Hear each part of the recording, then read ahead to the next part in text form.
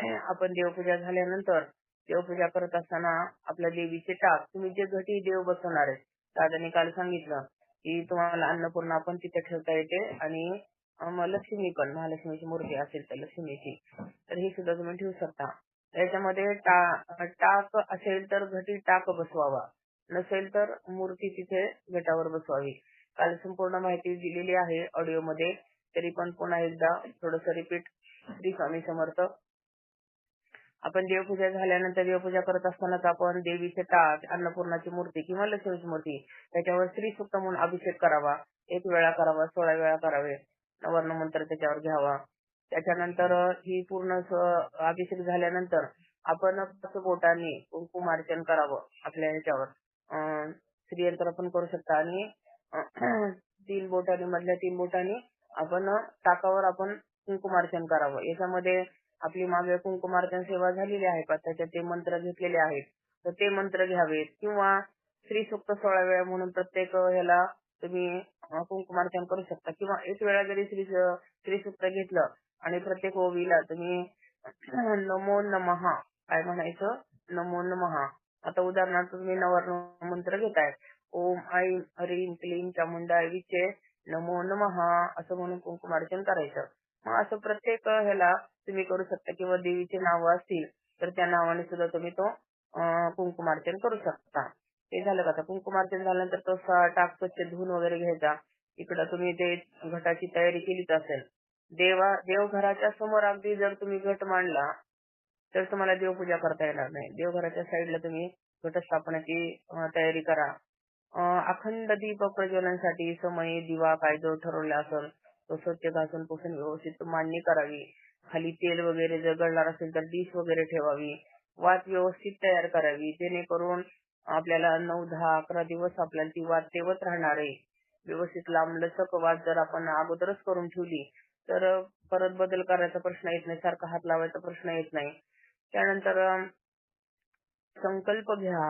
सुरुवातीला मांडणी करून घ्या अगोदर.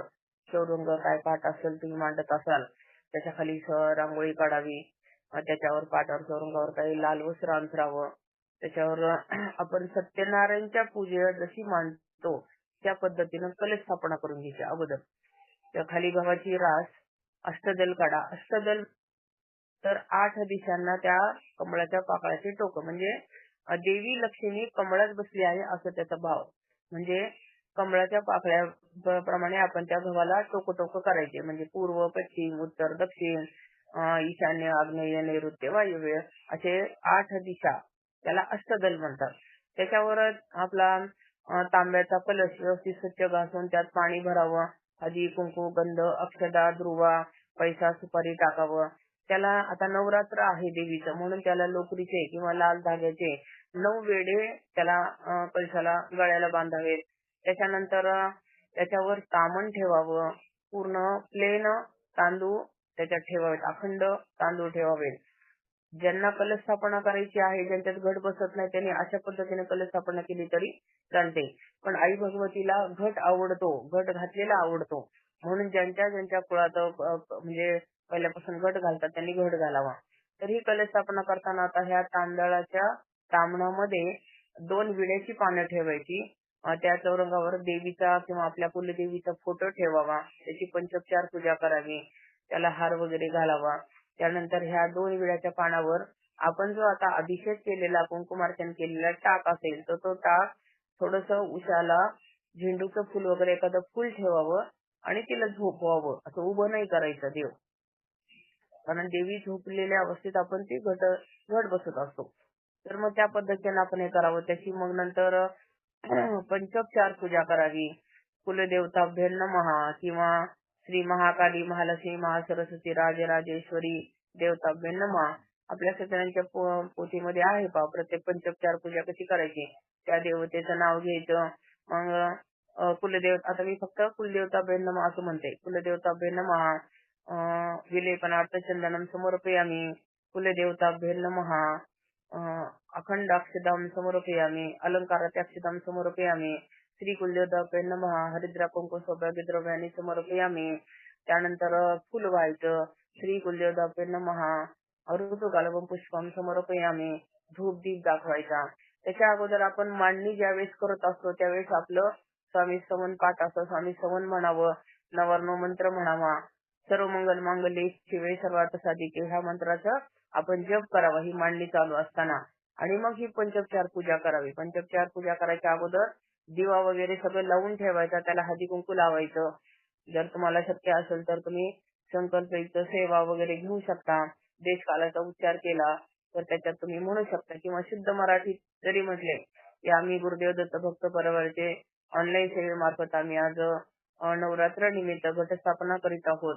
तुमचं नाव सांगायचं, गाव सांगायचं आणि आजपासून आम्ही अखंड दीप प्रज्वलन, यथाशक्ती यथा ज्ञानेन दुर्गा सप्तशती पाठ किंवा 14 पाठ तुम्हाला काय म्हणायचे असतील ते म्हणा किंवा अजून जास्त पाठ करायचे असेल तर करू शकता.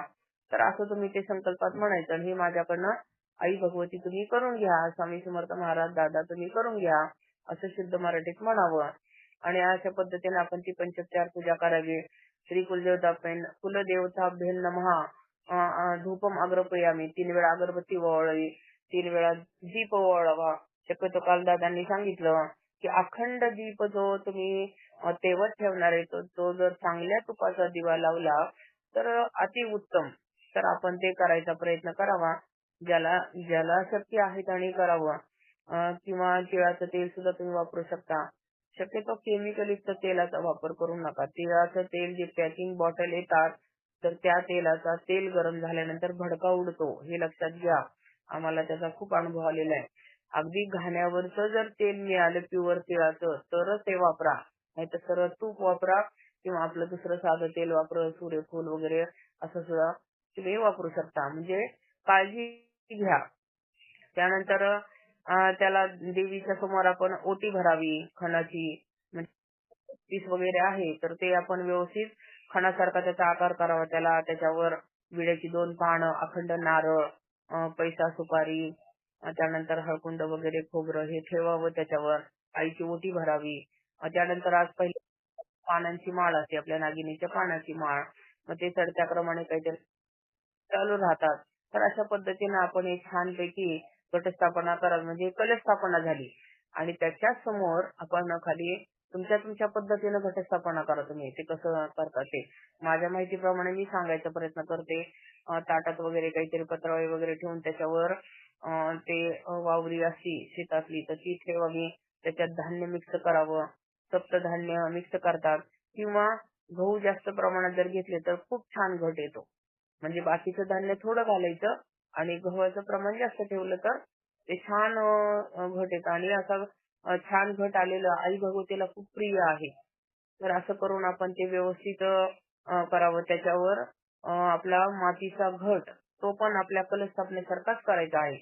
त्याला हळदी कुंकू लावायचं, त्याला 9 वेडे घालायचे, लाल दोरा किंवा त्याचे लोकरीचे. त्याच्यात पाणी पाणी कलश भरून पैसा सुपारी वगैरे सगळं ठेवून हळदी कुंकू अक्षदा गंध अक्षदा फूल हे सगळं टाकावं. त्याच्यावर विड्याची पानं ठेवावी. आपल्या त्या तांब्याच्या कलशामध्ये पण ते तामणाच्या अगोदर आपण विड्याची पानं ठेवायची. हे पण लक्षात घ्या. ते माझ्याकडनं सांगायचं राहिलं. तर त्या कलशावर पण विड्याची पानं ठेवावी आणि ह्या घटावर पण विड्याची पानं ठेवावी. नारळ स्वच्छ धुवून त्याच्यावर स्वस्तिक काढावी मस्तपैकी. त्या कलशाला पण आपण छानपैकी हळदी कुंकू लावावं आणि त्याच्यावर तो नारळ ठेवा. म्हणजे तुम्हाला घटाला पाणी नारळाच्या कडेने तुम्ही तो ओतू शकता रोज.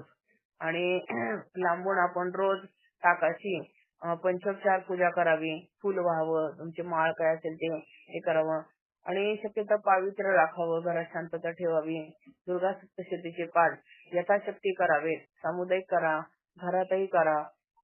आपले कुले आहे ते माहित नसेल तर ह्या माध्यमातून तुम्हाला कोणीतरी सांगतं, माहित पडतं. आणि अशा पद्धतीने आपण अखंड दीप प्रज्वलन, दुर्गा सप्तशती पाठ आणि आई भगवतीची सेवा. प्रत्येक आलेली घरातली महिला तिला हळदी कुंकू लावल्याशिवाय जाऊ देऊ नका. हातात काही ना काहीतरी साखर वगैरे, चहा, फरा वगैरे काहीतरी देण्याचा प्रयत्न करा. कारण कोण कोण माणूस कोणाच्या रूपाने येतं, कोण महिला कशी येते. अशा पिरियड मध्ये पहा तुम्ही ज्या सेवा करत असता त्यास आई भगवती सुद्धा तुमची कधी कधी एखादी अशी खूप घाणेरडी वगैरे म्हणजे असं किळसवाणी वाटेल अशी एखादी महिला येते पहा, केसाचं अगदी सगळं हे झालेलं विद्रूप अवस्थेत, तर अशा महिलेचं तर आवर्जून तिचं स्वागत करा. का करा? कारण की आपल्याला एखादी महिला ज्यावेळेस किळसवाणी वाटते, की तिचा सहवास नको नकोसा वाटतो, अशी महिला कदाचित आई भगवती सुद्धा असू शकते. म्हणून प्रत्येक ह्याच्यात देव बघायचा प्रयत्न करा. आणि दादा पण सांगतात आपल्याला, की समोरच्या व्यक्तीमध्ये आणि आपण व्यवस्थित त्याचा पाहुणचार करावा, व्यवस्थित त्याचं स्वागत करावं. आणि म्हणून आता जिथं जिथं भैरवचंडी आहे, नारायणगाव आहे, वैराग आहेत, अशा ठिकाणी सुद्धा आपण प्रत्येक महिलेचा मान-सन्मान करावा. प्रत्येकाला हळदी-कुंकू लावायचा प्रयत्न करावा आणि तिचा योग्य सन्मान करावा. अशा महिलांमधून सुद्धा आई भगवती कोणाच्या रूपात तिथं भैरवचंडीला येऊन बसते, काहीच माहित पडत नाही. आणि म्हणून भैरवचंडीला का जावं? भैरवचंडीला का जावं? तर तिथे आई भगवती उपस्थित असते. आपल्या शेजारी सुद्धा कधी कधी बसत असते. आणि म्हणून आपण